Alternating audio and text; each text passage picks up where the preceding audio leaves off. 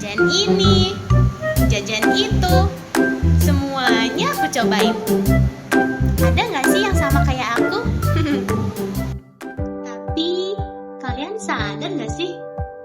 Semua yang kita lakukan, mulai dari jajan, beli skincare, atau pergi ke tempat hiburan itu bisa jadi bagian dari sesuatu yang lebih besar. Sesuatu yang disebut ekonomi halal. Selama ini banyak yang mikir ekonomi halal itu cuman soal label halal atau sertifikat halal. Padahal konsepnya jauh lebih luas. Ekonomi halal bukan sekedar tentang apa yang kita konsumsi, tapi bagaimana sistem ekonomi dijalankan dengan nilai, etika, dan keberkahan.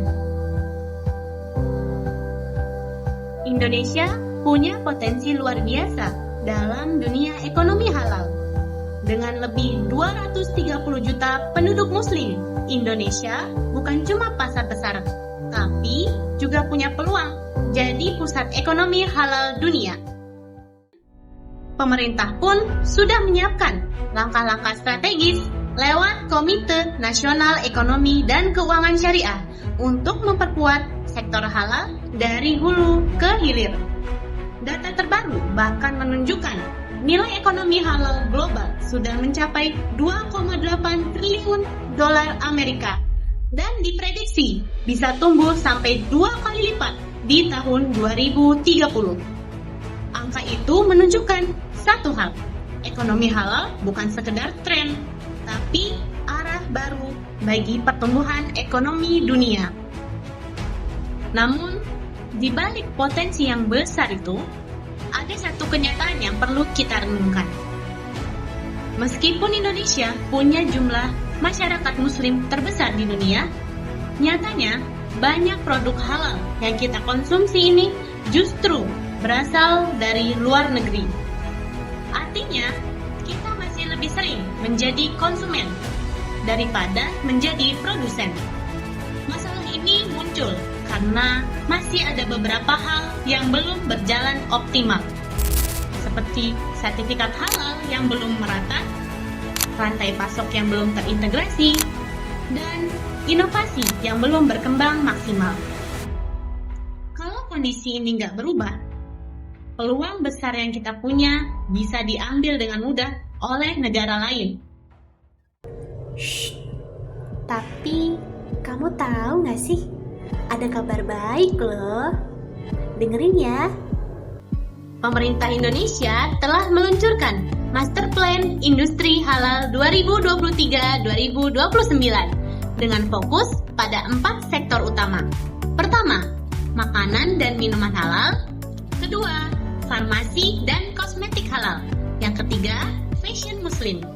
Dan yang terakhir, pariwisata ramah muslim. 4 sektor ini bukan hanya bisnis biasa. Mereka adalah bagian dari sistem besar yang disebut halal value chain atau rantai nilai halal. Dalam sistem ini, kehalalan gak hanya dinilai dari bahan bakunya saja, tapi juga dari proses produksi, distribusi, sampai pembiayaan. Prinsip yang dipegang adalah halalan thayyiban. Bukan cuma halal, tapi juga baik, aman, dan membawa keberkahan.